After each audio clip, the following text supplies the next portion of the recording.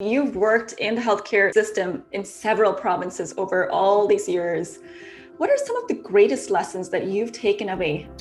Oh, gee, I think there are a number of them, but two that really come home to me all the time are one, the importance of relationships. That it's all about relationships. You know, you can create titles and you can list things that you do, but the importance of relationships in sustaining you and in giving you advice, I think, are absolutely critical. And especially in healthcare, where it is all about, relationships between people who are providing a service and people who are getting it. So I guess that would be probably the first thing. The other thing I've learned about healthcare over the years is that the overwhelming majority, I would say, almost 100% of the people who go into it, healthcare, go into it because they honestly want to make a positive difference in the lives of other people, which is a real energizing thing for me. But it's also, I don't think that there's an industry in the world where you have so many people aligned around one particular humanitarian vision. And would you say relationships has always been a strength of yours? Well, I spend a lot of time on it, and it's important to me. I think I would say some of it's a strength. I've established relationships across the country and throughout the world, and I think I'd be hard pressed to say that, to the extent that I've been successful, that if I hadn't recognized the importance of relationships, it wouldn't have been that way. And what advice might you have for aspiring leaders who are working on building those relationships, nurturing those relationships? Well, I think it's don't presume when you meet somebody or you start a relationship, don't presume you know what's going to happen. I think, stand for the possibility that things are going to be good and that you're going to learn things from other people, which I think is absolutely critical. Now that you look back at your life, is there anything you would have changed about your journey that you took to getting to where you are today? I don't think so. I've really enjoyed everything that I have. There was one career decision I made, which at the time of that, nowadays you can't correct those decisions as quickly, but I moved to an organization that it was not as good a fit as I thought, and I learned from it. I got some good experience, but what it taught me was that make sure when you go to an organization, you want to go to, not get away from. And that's one piece of advice I always give people about jobs, is say, when you're assessing a job, you don't have to tell anybody else about it, but you need some sort of a spreadsheet that says all the pluses about the job that you're looking at and all the negatives, and then take your current job and do exactly the same thing. I said, you don't have to share it, but you have to be honest with yourself, because I think, that thing about the grass always looks green on the other side. Over the years, I've watched people who've gone, they don't like where they are, so they leave and go somewhere else where, the option probably would have been better stay and improve what you're doing from the job you've got.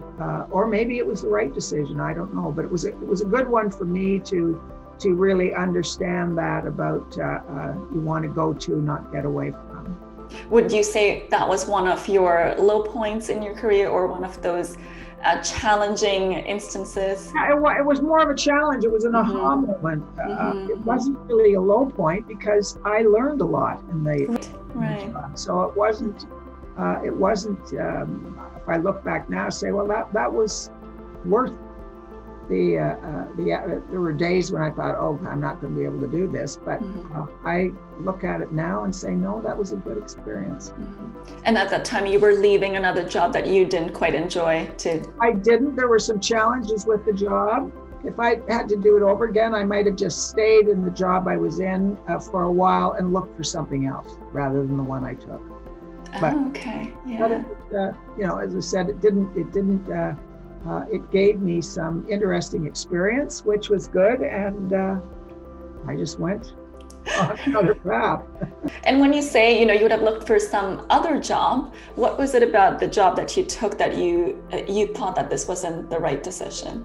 Well, it was some of the people that I'd be going to work with that I really, I was keen on working with those individuals, but I did not give enough assessment about the substance of the job or the organization, and that there was a limited ability, certainly for me, to be successful in it.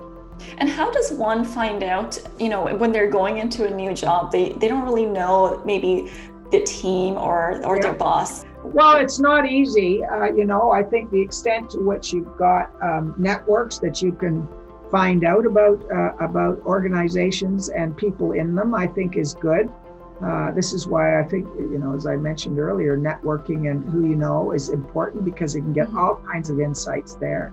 Sometimes it just means that you may not know as much as you should before you go into a job, but you have to view it as you're going to be, you're going to learn from this job and be as successful as you can. It may turn out that it's the best job you ever have. Once you accept a job, I do think you have a responsibility to perform well in that job while you're in it.